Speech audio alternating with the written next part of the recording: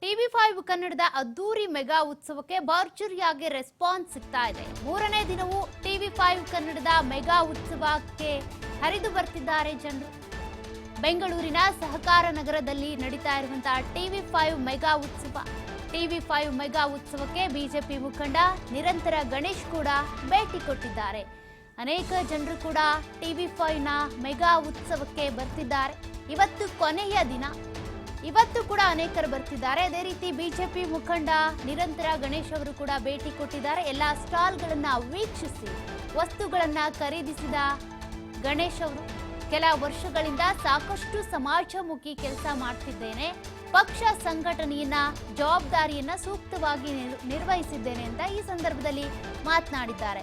ಬೆಂಗಳೂರು ಉತ್ತರ ಕ್ಷೇತ್ರದ ಜನರ ಸೇವೆ ಮಾಡುವ ಆಸೆ ಇದೆ, ನನಗೆ ಟಿಕೆಟ್ ಸಿಗುತ್ತೆ ಅನ್ನುವ ಭರವಸೆ ಇದೆ ಅಂತ ಕೂಡ ನಿರಂತರ ಗಣೇಶ್ ಅವರು ಮಾತನಾಡಿದ್ದಾರೆ.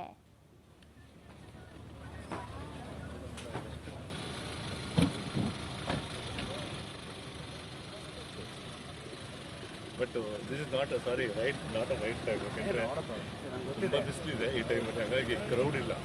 ಬಟ್ ನೀವು ಸಾಯಂಕಾಲ ಚೆನ್ನಾಗಿರುತ್ತೆ.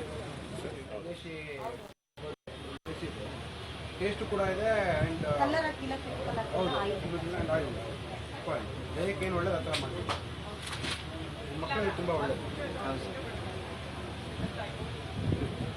ಮಕ್ಕಳಿಗೆ ಕೂಡ ಚೀಸ್ ಬಾಲ್ಸ್ ಇದೆ, ಮಿಲ್ಲೆಟ್ಸ್ ಕಿನ್ವಾ ಅದು ಇದೆ, ಅದೊಂದು ಟೇಸ್ಟ್ ಕೊಡಿ.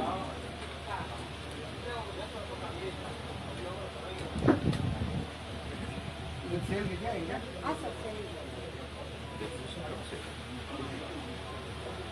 ಇದು ಕಂಪನಿ ಇರೋದು ಆಫೀಸ್ ಏನಾದರೂ ನಾವು ಅಪ್ರೋಚ್ ಮಾಡ್ಕೋಬೇಕು ಅಂದರೆ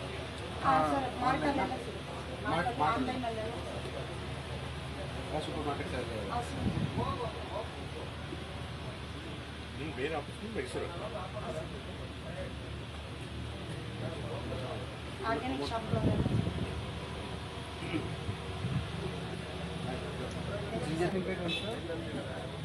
ಆಮ್ಲ ಇರುತ್ತೆ, ಅದರಲ್ಲಿ ಬರೀ ಖಾಲಿ ಆಮ್ಲ ಇರುತ್ತೆ. ಇನ್ನು ನಿರಂತರ ಗಣೇಶ್ ಅವರ ಜೊತೆಗೆ ನಮ್ಮ ಪ್ರತಿನಿಧಿ ಕಾರ್ತಿಕ್ ಅವರು ಚಿಟ್ಚಾಟ್ ಮಾಡಿದ್ದಾರೆ. ಏನ್ ಹೇಳಿದ್ರು ಕೇಳೋಣ. ಲೋಕಸಭಾ ಅಭ್ಯರ್ಥಿ ಅಂದ್ರೆ ಆಕಾಂಕ್ಷಿ ಆಗಿರುವಂತಹ ನಿರಂತರ ಗಣೇಶ್ ಅವರು ನನ್ನ ಜೊತೆ ಇದ್ದಾರೆ. ಅವ್ರನ್ನ ಮಾತಾಡಿಸ್ತಾ ಹೋಗ್ತೀನಿ. ಸರ್, ಸಾಕಷ್ಟು ವರ್ಷಗಳಿಂದ ನೀವು ಬೆಂಗಳೂರು ಉತ್ತರದಲ್ಲಿ ಕೆಲಸವನ್ನು ಮಾಡ್ತಾ ಇದ್ದೀರಿ. ಈ ಬಾರಿ ತಮಗೆ ಟಿಕೆಟ್ ಸಿಗುವಂತ ಭರವಸೆ ಏನಾದ್ರು ಇದೆಯಾ? ಖಂಡಿತವಾಗ್ಲೂ ನೋಡಿ, 2024ಕ್ಕೆ ನಮ್ಮ ಗುರಿ ಮತ್ತೊಮ್ಮೆ ಮೋದಿ ಸರ್ಕಾರನ ತರೋದು.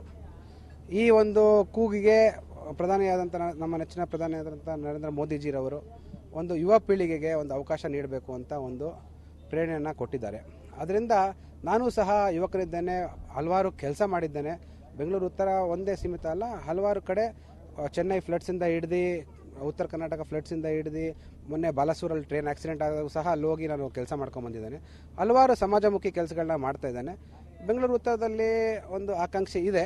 ಅದರಿಂದ ವಸತಿ ಕೊಟ್ಟರೆ ನಮ್ಮ ಬೆಂಗಳೂರು ಉತ್ತರ ಜನಕ್ಕೆ ಸೇವೆ ಮಾಡಲಿಕ್ಕೆ ಒಂದು ಅವಕಾಶ ಮಾಡಿಕೊಟ್ಟಂಗೆ ಆಗುತ್ತೆ ಅಂತ ನಾನು ಕೇಳಿದ್ದೀನಿ. ನಿಮ್ಮನ್ನು ಬಿಟ್ಟು ಸಾಕಷ್ಟು ಹೆಸರುಗಳು ಕೂಡ ಇದ್ದಾವೆ. ಜೊತೆಗೆ ಈಗ ಸದಾನಂದ ಗೌಡರು ಕೂಡ ಅಲ್ಲಿ ಸಿಟ್ಟಿಂಗ್ MP ಇದ್ದಾರೆ. ತಮಗೆ ಯಾವ ಆಧಾರದ ಮೇಲೆ ಕೊಡಬೇಕು ಅನ್ನುವಂಥ ಒಂದು ಹಕ್ಕೊತ್ತಾಯನ ಮಾಡ್ತೀರಿ ಅಂತ?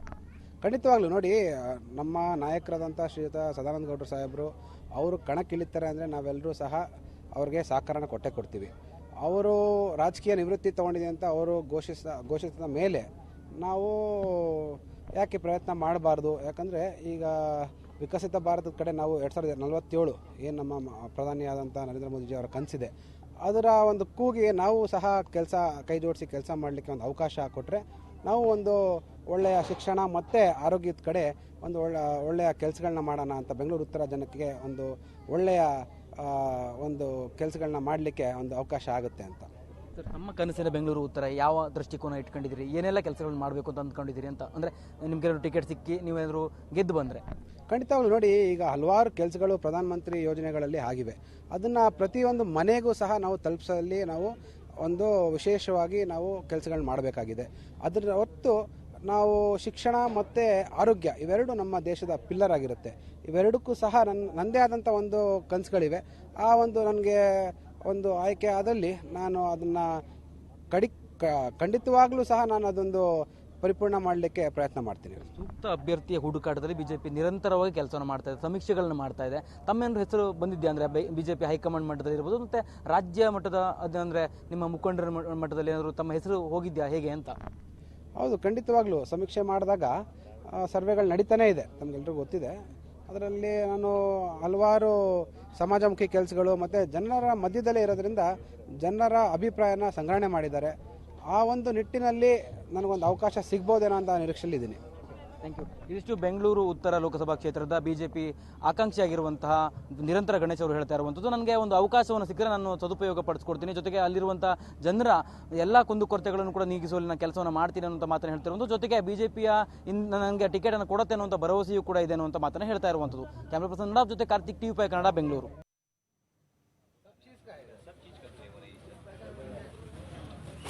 झारखंड से आके